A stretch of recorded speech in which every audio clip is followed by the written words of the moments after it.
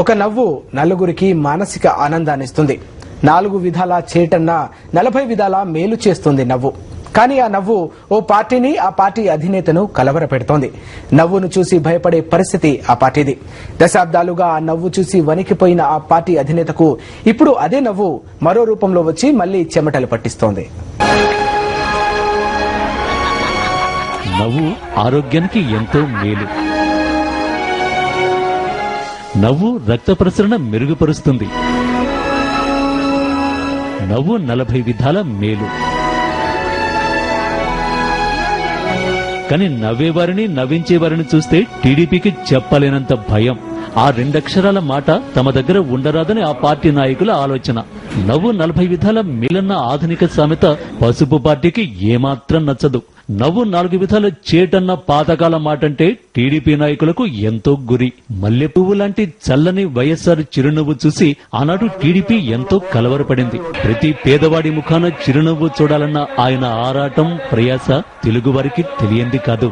స్వచ్ఛమైన ఆయన నవ్వు చంద్రబాబును బెంబేలెత్తించింది. నవ్వడం ఒక యోగం, నవ్వలేకపోవడం ఒక రోగం,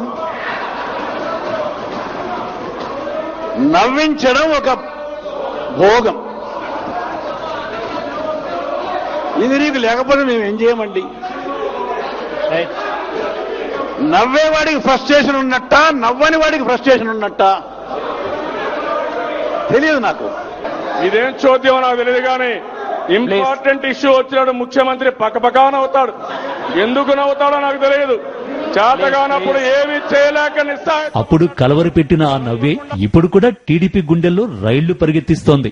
వైఎస్ఆర్ తనయుడు వైఎస్ జగన్మోహన్ రెడ్డి చిందిస్తోన్న చిరునవ్వు టీడీపీ భవిష్యత్తును ప్రశ్నార్థకం చేస్తోంది.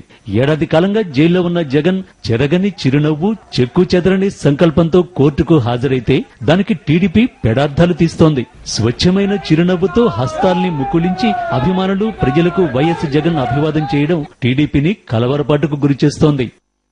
Mind game they are playing. ఇలాగా జగన్ గారు జైల్లో వస్తున్నప్పుడు నేను టీవీలో చూసా, నవ్వుతూ నమస్కారం పెట్టుకుంటూ వస్తున్నాడు. That is part of the mind game they are playing.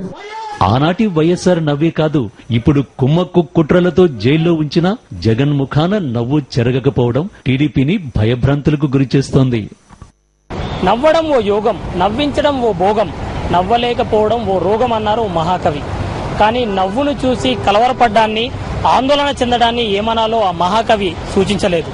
బహుశా ఇలాంటి వారుంటారని ఆయన ఊహించుండరు.